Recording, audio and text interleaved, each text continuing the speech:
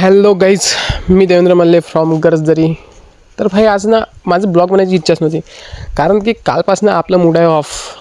पण ते म्हणतात ना की मनातलं ओझं शेअर केल्याने ते कमी होतं, म्हणून मी आज हा ब्लॉग बनवत आहे. तर चला तुम्ही पण पाहून घ्या की माझा मूड का ऑफ आहे. तर आज तर हे रे भाई आपलं मूड ऑफ असण्याचं कारण, मी माझ्या गाडीमध्ये हे छोटंसं साऊंड सिस्टम बसवलं होतं, ते तुटलं आहे यार. यामुळे भाई 3 महिने अगोदर बसवलं होतं यार मी साऊंड सिस्टम. जेव्हा हे गाणे वाजत होतं ना मी गाडीमध्ये, तेव्हा लोक आजूबाजूला गाडीच्या गोल फिरून पाहत होते यार की भाई तूने कैसे किया. पण आज तुटून गेलं यार. म्हणजे काहींना वाटायचं की मी काय रिकामे केले, काही म्हणत होते खूप चांगलं केलं. भाई मला तर असं वाटते की सारे संकट का माझ्याच मागे आले की यार. म्हणजे ते म्हणतात ना भाई नजर इज रिअल, तसंच झालं भाई आज. मेन गोष्ट तर ही भाई की या साऊंड सिस्टमची फिटिंग मी माझी स्वतःच्या हाताने केली होती. यावर मी कमसे कम 5 स्पीकर लावले आहेत आणि ते माझ्या गाडीमध्ये कुठं फिटिंग आहेत ते फक्त मला माहीत आहे. खूप जणांनी मला विचारण्याचे प्रयत्न केले की हे कुठं फिट केले आहेत तू स्पीकर. त्यांनी शोधण्याचे प्रयत्न केले पण त्यांना आजपर्यंत दिसले नव्हते. तर त्यासाठी पण मी दिमाग लावला असेल ना, मेहनत लागली यार वायरिंग वगैरे करण्यासाठी, आणि ते मला असं वाटत आहे की आज संपूर्ण वाया गेला आहे. त्यामुळेच मला आज खूप दुःख होत आहे. पण मी आज सर्वांना मी स्पीकर कुठे फिट केले आहे हे दाखवून देतो. तर चला मग मी दाखवतो तुम्हाला.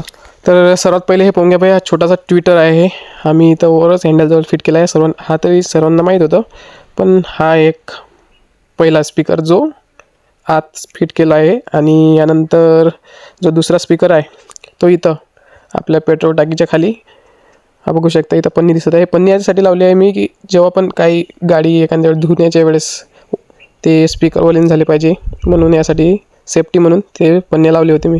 आणि तिसरा स्पीकर जो इथं आहे बॅटरीजवळ, आणि चौथा जो आहे तो ह्या मागच्या पॅनलमध्ये ह्या साईडने आणि एक ह्या साईडने. तर अशा प्रकारे भाई मी या स्पीकरची फिटिंग केली आहे. तर तुम्ही समजू शकता की मी यासाठी किती दिमाग लावला असेल. म्हणून भाई लेकिन फिर भी जान दो भाई, मी पण हेच समजून विसरून जाणार की जे होतं ते चांगल्यासाठीच होतं. क्योंकि ज़िंदगी की यही रीत आहे, हार के बाद ही जीत है. आणि मी पण काही हारलो नाही पाहिजे अजून.